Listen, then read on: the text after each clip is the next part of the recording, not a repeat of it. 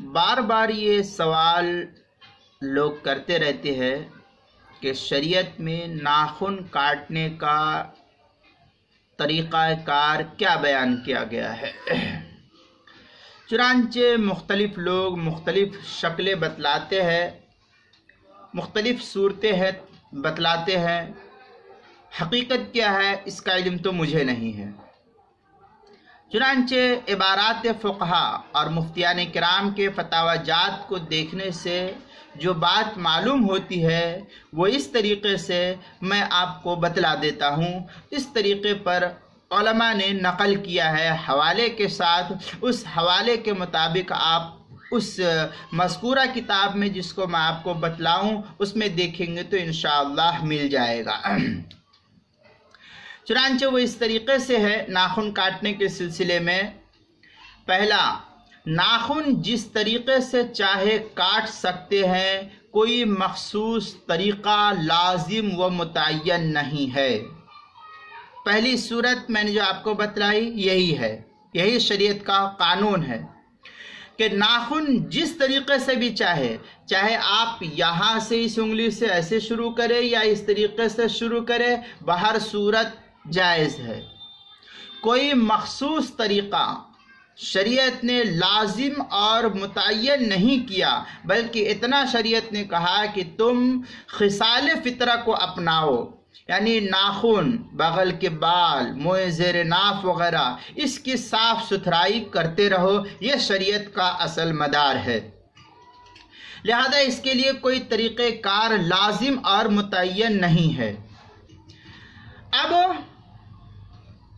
دیگر کتب کے اندر کچھ طریقہ کار کو بیان کیا گیا ہے، اگر اس پر عمل کرے تو بہتر ہے، اگر کوئی آدمی اس پر عمل نہیں کرتا ہے تو اس کو گنہگار نہیں کہہ سکتے ہیں۔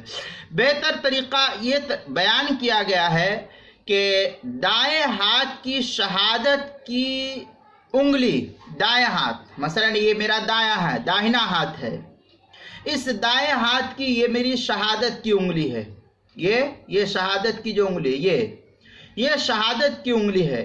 اس شہادت کی انگلی سے ابتدا کرے، پہلے اول، دوم، سوم اور اس طریقے سے چہارم، چھوٹی انگلی پر لا کر کے ختم کرے، 1 2 3 4، یہ چوتھی انگلی پر ختم کرے۔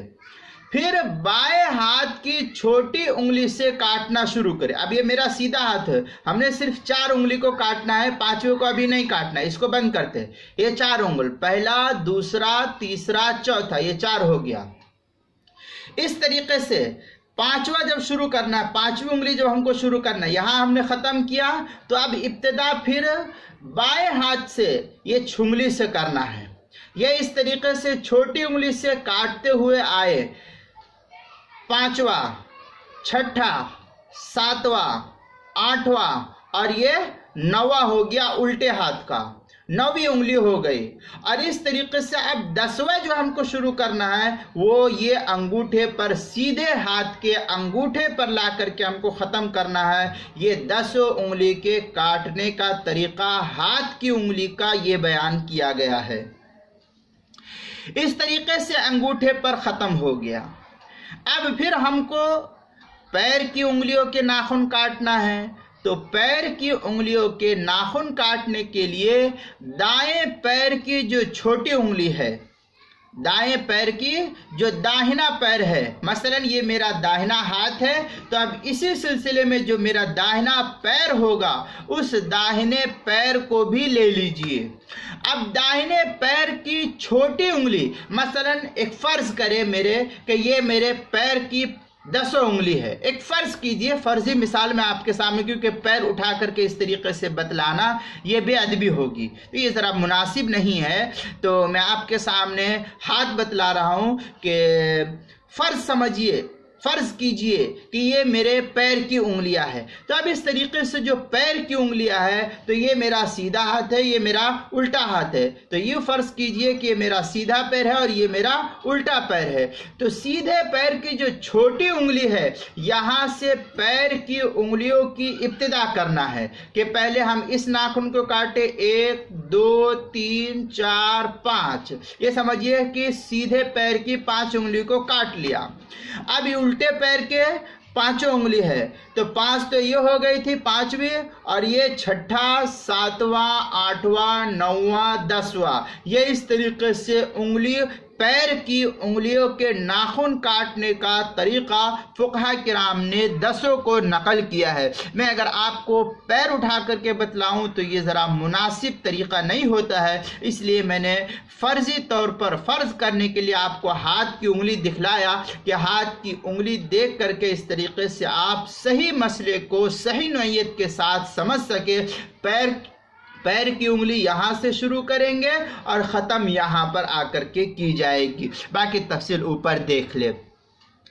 اس طریقے سے جو ہے یہ فقہاء کرام نے نقل کیا ہے کہ پیر کی چھوٹی انگلی سے ابتدا کرے داہنے سے، اور بائیں پیر کی چھوٹی انگلی پر اس کو لا کر کے ختم کر دے، یہی طریقہ بیان کیا ہے۔ چنانچہ در مختار اور اس کے حاشیے میں اس طریقے سے تحریر کیا گیا ہے، بڑی تفصیلی عبارت اس سلسلے میں فتاوی در مختار اور مختلف کتابوں کے اندر نقل کیا ہے۔ میں چند ایک کا حوالہ دیتا ہوں، فتاوی جاج کو بھی، اور احادیث میں کس طریقے سے کہا گیا اور در مختار کے اندر کیسا کہا اس کو دیکھیے۔ چنانچہ پہلی تو یہ کہ بخاری کے حاشیے میں ہے کہ ولم يثبت في ترتيب الأصابع عند القصر شيء من الأحاديث، لكن ذكر النووي في شرح مسلم أنه يستحب البداءة بمستحبة اليمنى ثم الوسطى۔ اس طریقے سے میں نے ابھی بتلایا وہی عبارت یہاں عربی میں نقل کی گئی ہے، بڑی تفصیلی عبارت بخاری کے حاشیے میں ہے۔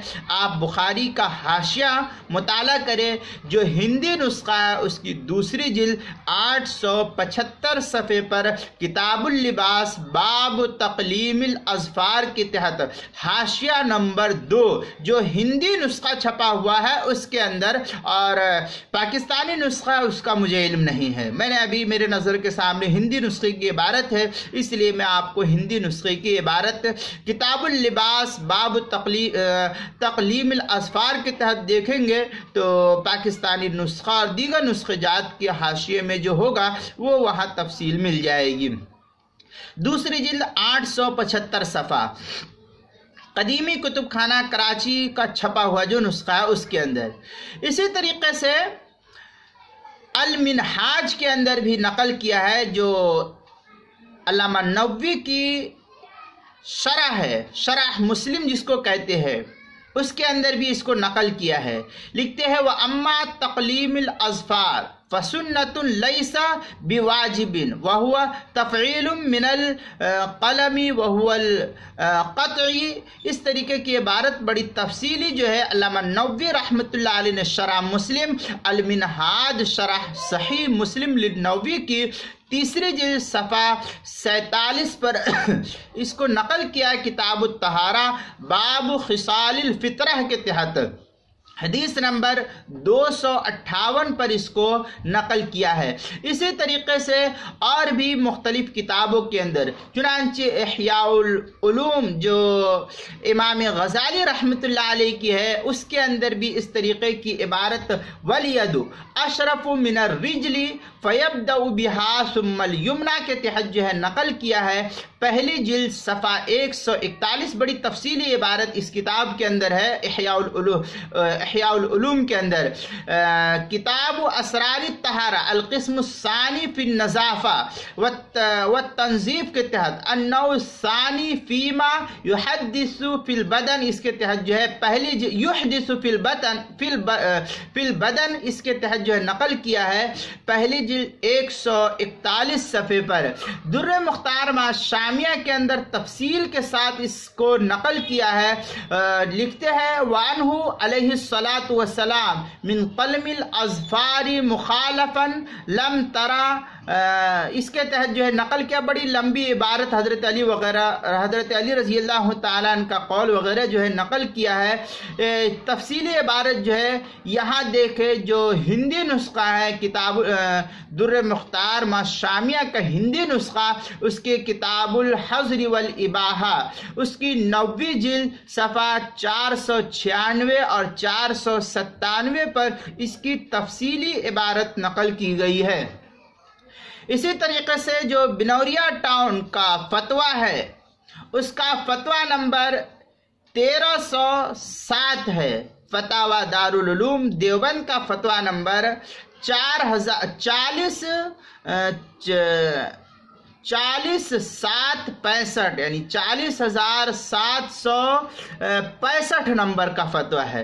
کتاب الفتاوی اس کی 6 جلد صفحہ 145 پر بھی اس کو نقل کیا ہے۔ اسی طریقے سے المسائل المہمہ اس کی 8ویں جلد صفحہ 265، مسئلہ نمبر 186، عنوان ہے ناخن کاٹنے کا طریقہ۔ اس کے تحت جو ہے مذکورہ کتب جو میں نے آپ کے سامنے بیان کی، اس کتاب کے اندر بحوالہ نقل کیا گیا ہے، لہذا اس طریقے سے ناخن کاٹنا یہ افضل ہے۔ تاہم میں نے شروع ہی میں بتلا دیا کہ ناخن جس طریقے سے آدمی چاہے کاٹ سکتا ہے، لیکن اگر کوئی اس طریقے سے کاٹے تو بھی اس کو اس کی گنجائش ہے، اور اس طریقے سے بھی کاٹے تو یہ اچھا عمل ہے۔